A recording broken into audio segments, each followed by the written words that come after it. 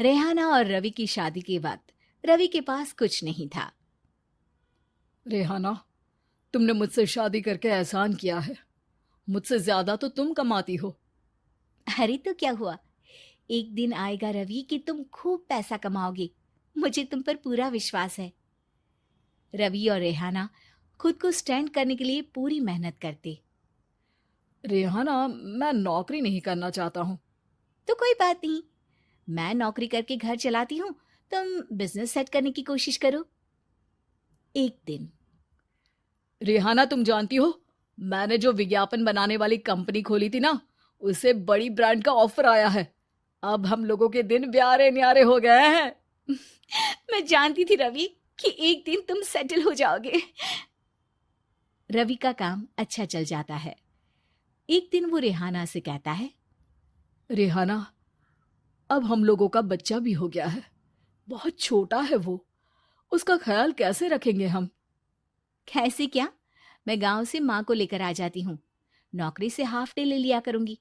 अभी तो वो छोटा है, स्कूल जाने तक मैं मैनेज कर लूंगी। देखो रेहाना, मैं अब अच्छा कमा रहा हूँ। तुमको नौकरी करके परेशान होने की कोई जरूरत नहीं है। अरे कैसी बात कर रहे हैं, मैं अपनी लगी लगाई नौकरी कैसे छोड़ दूं?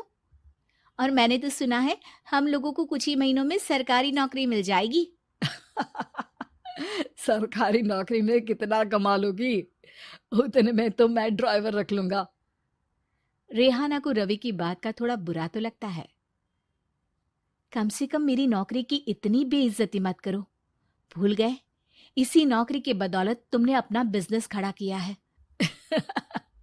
अरे वो तो मैं किसी के भरोसे भी कर लेता। देखो, अपने बच्चे को संभालो, घर का काम करो। अब बाहर जाती तुम अच्छी नहीं लगती हो। रेहाना रवि के कहने पर नौकरी तो छोड़ देती है, लेकिन अब बड़े से घर में उसकी कीमत किसी नौकर से कम नहीं होती। एक दिन रवि का दोस्त आता है। भाभी, हम लोग तो आपको तब से जानते हैं जब से आप लोग शादी होकर इस शहर में आए थे। आपकी बदौलत ही सारा बिजनेस खड़ा हुआ है। ये किस्मत तो आप ही की है भाभी। हाँ हाँ भाई, हमारी मेहनत तो कुछ है ही नहीं। अरे होगी, लेकिन भाभी की किस्मत के आगे कुछ नहीं। दोस्त वहां से चला जाता है, लेकिन रवि का गुस्सा सातवें आसमान में होता है। देखा कैसे बोल रहा था? अरे बिल्कुल अच्छा आदमी नहीं है ये। कैसी बात कर रहे हैं आप? प्रशांत भैया तो बहुत अच्छे इंसान है रवि। कैसे उन्होंने हमारे मुश्किल वक्त में हमारा साथ दिया था।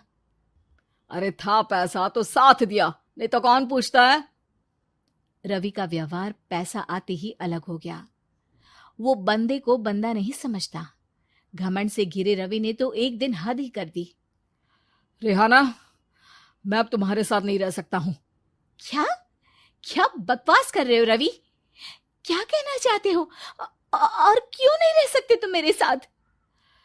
देखो, मुझे कोई और पसंद है, और उसने साथ रहने पर बस यही शर्त रखी है कि मुझे तुम्हें तलाक देना होगा। रेहाना, जो कि एक स्वावलंबी महिला थी, उसने बिना देर किए रवि को कह दिया, कोई इश्यू नहीं, मुझे पैकिंग में 4 दिन का वक्त लगेगा, लेकिन तब तक मैं तुम्हारे साथ नहीं रहूंगी। 4 दिन के लिए तुम कहीं और शिफ्ट हो जाओ, मैं घर से निकलूंगी तो बता दूंगी।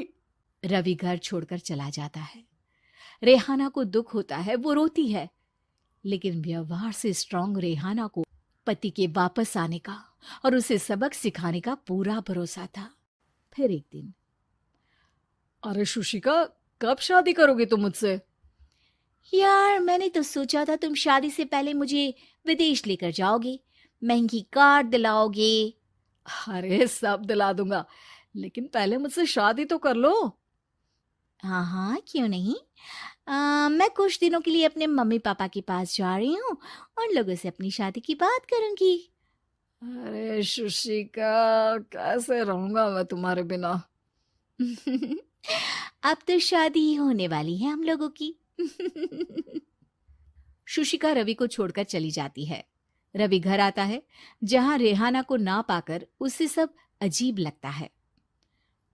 घर तो रेहाना के बिना